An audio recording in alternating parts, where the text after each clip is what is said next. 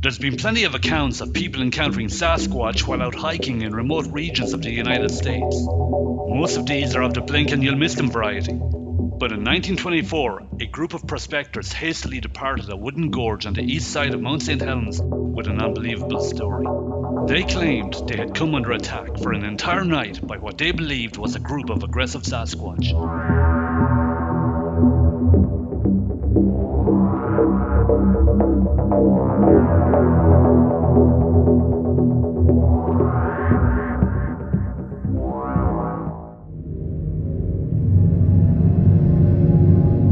While the exact course of events differ slightly from account to account, the story more or less goes like this.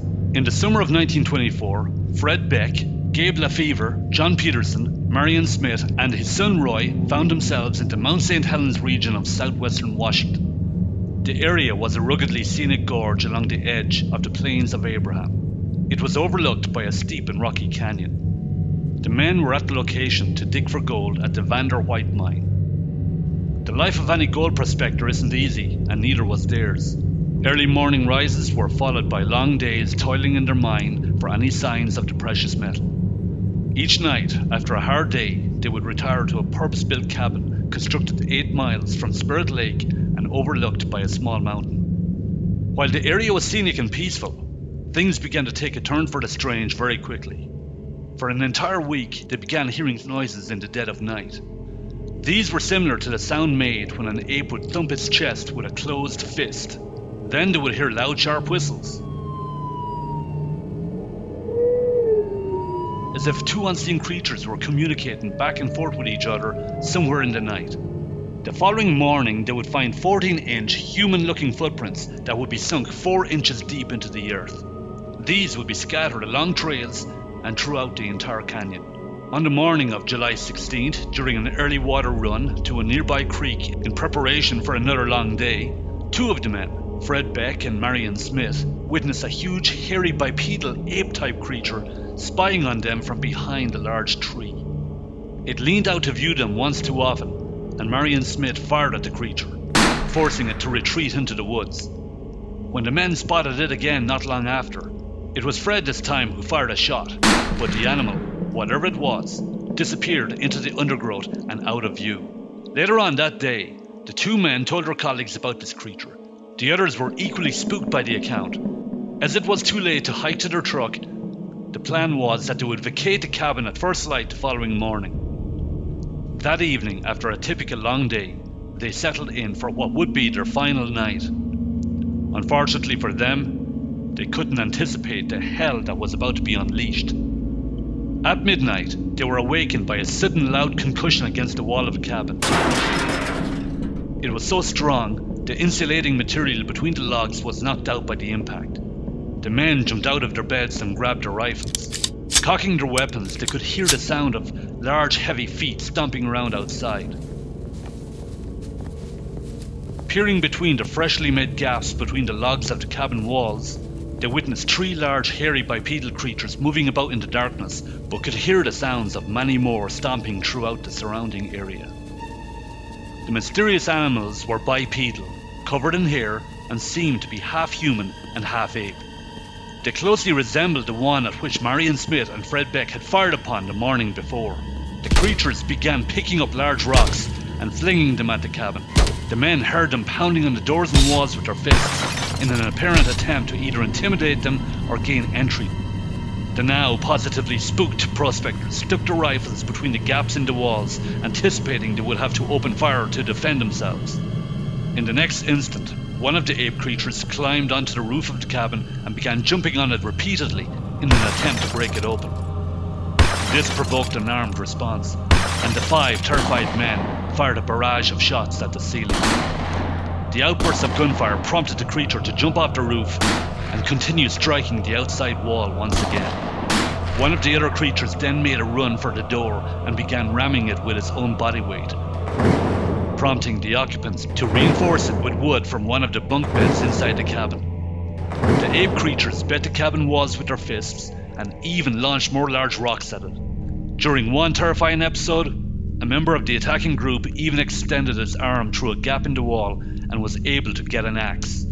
Fred Beck somehow managed to get the axe from the creature's fingers while a bullet from Marion Smith's rifle hit its arm, provoking the creature to hurriedly extract its huge limb from the cabin. This all-out assault was to continue for a further 5 hours. The men got no sleep during this time and had to be on their guard all night. With the approaching dawn, the mysterious ape creatures finally relented their attack and disappeared into the surrounding woods.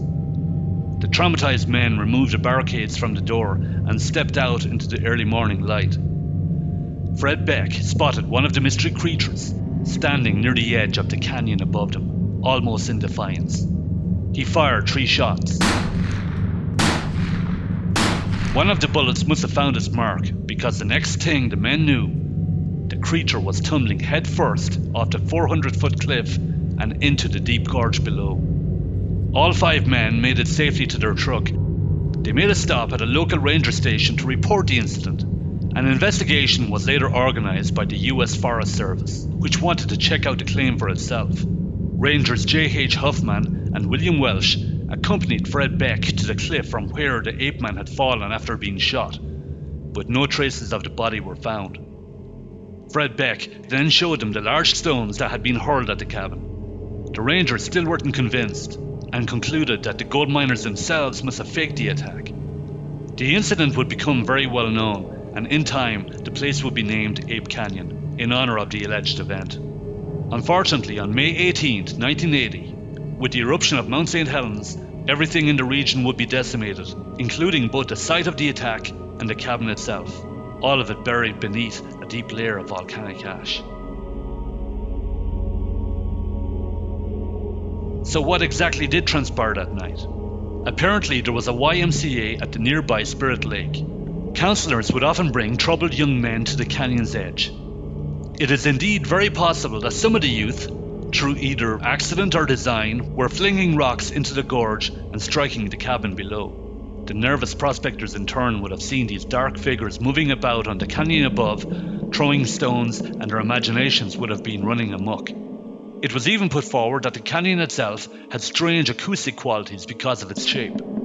This would amplify and distort the voices of the campers above just enough to make them sound inhuman to the unwitting and highly superstitious gold prospectors. But before you discount the claims of the 5 men, it is important to remember that stories of ape creatures weren't exactly unheard of in the area. Hunters and lumberjacks had witnessed massive footprints over the years. Even the local Native Americans had spoken of the presence of mountain devils. Also, ask yourself this: would a group of young campers from a YMCA really risk being fired at by armed gold prospectors with nervous trigger fingers? Probably not. Furthermore, before you completely write this account off, consider the disappearance of Jim Carter, a skier who went missing in the same area some 26 years later. He had departed from friends to get photographs of them skiing down a slope to the tree line when he vanished suddenly and mysteriously. Searchers later discovered that he had in fact made a series of death-defying skirmishes down the mountain on his skis, as if being chased by someone or something. His panicked exodus concluded with him launching himself over 3 large crevasses before going down the steep walls of the canyon to his inevitable death. Only his body would never be found. All this happened in the same area where the alleged ape men attacked the cabin. Could this be more than just coincidence?